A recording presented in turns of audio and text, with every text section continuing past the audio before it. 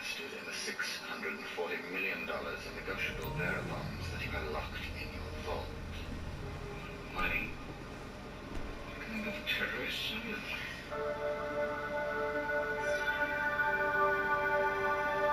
Hey guys, welcome to the Total Highline, a channel solely focused on exposing the abundant hypocrisy of the left.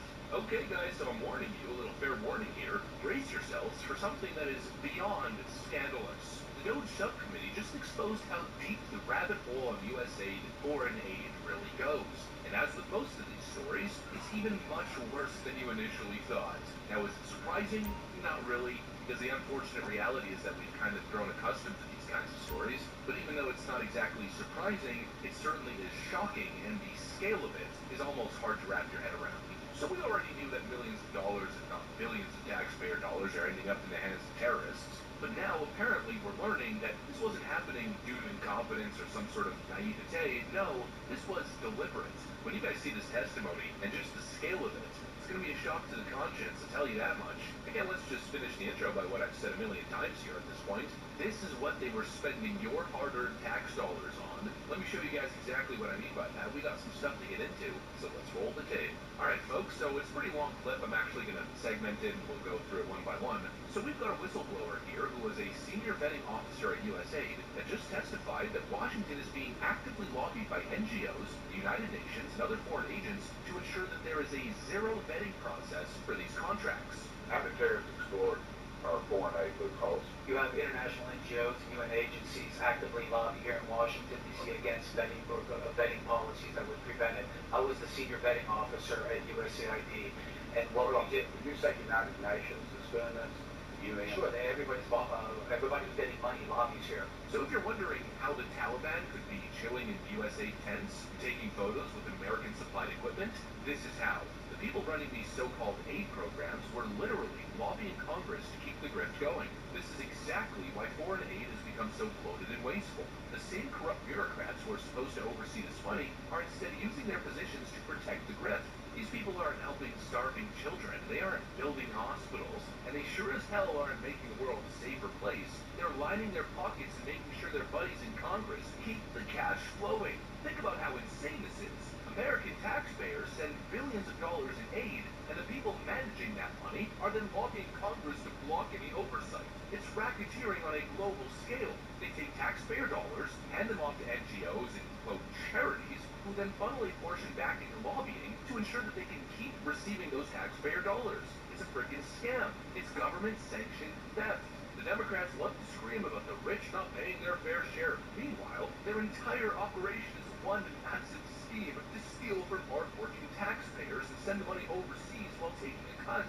And what's even more disgusting is that this aid isn't even going where they claim. Instead of helping civilians, it's literally going to terrorist groups like the Taliban. Mr. Roman, are you aware that we are sending $40 million a week to the Taliban?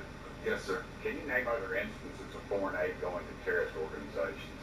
We have assisted Al-Shabaab in Somalia. There's been instances of the Hamzi network in Sudan, Hamas, Islamic Jihad, Hezbollah, Kataib al-Hezbollah, Hayat al-Shams in Syria, dozens of terror organizations. Man, people need to go to fucking jail, man. From U.S. foreign aid. And if you thought that was bad, it gets even worse. As it turns out that USA has been privately funding its own lobbying efforts to influence Congress into blocking any kind of financial oversight. They're lobbying against us. I'm sorry, Mr. Roman, There's actually someone who used to work for one of those lobbies, the largest NGO lobby, Interaction. One of our co-witnesses here worked for them from 2018 to 2023. USAID effectively self-funds its own external private lobby that then goes back to Congress and asks for more money for USAID. So the taxpayers fund this lobbyist to be working against American interests. Correct. Possibly killing our allies and possibly Americans. They bring together groups in Washington that overseas work with groups that kill Americans. Yeah, I don't need a flow chart to show that. I appreciate it. Let me repeat this. A government agency is taking American taxpayer dollars and then using that money to lobby against transparency on how they spend American taxpayer dollars. The level of corruption is so brazen, so disgusting, that you would think this is straight out of George Orwell's 1984. And here we go again. I'm going to say the same thing. If you thought that was bad, hold on. It gets even worse. Again.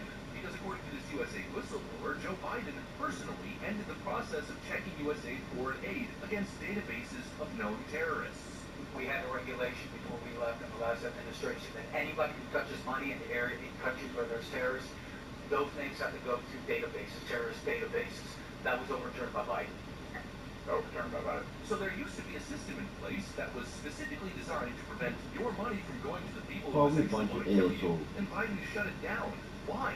What possible excuse could there be for this, other than continuing to fund both sides of these conflicts, further enabling global chaos, which is of course real good for the military contractors, now isn't it?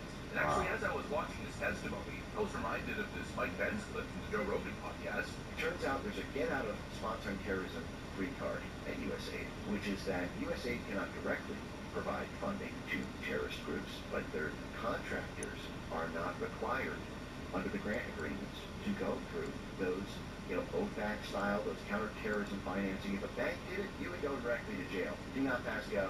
Do not have liberty again for the next 20 years of your life. But if USAID does it, it's completely legal right now. And so this is how you have USAID giving, they just, last week, $122 million to ISIS can be found.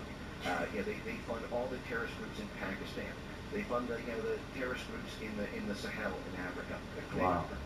Paramilitary terrorist groups are extremely useful to U.S. statecraft as for DoD special operations work, as well as for political destabilization work. The Mujahideen, Benjamin Brzezinski, I believe this is around like 1789, airdropping out of a helicopter.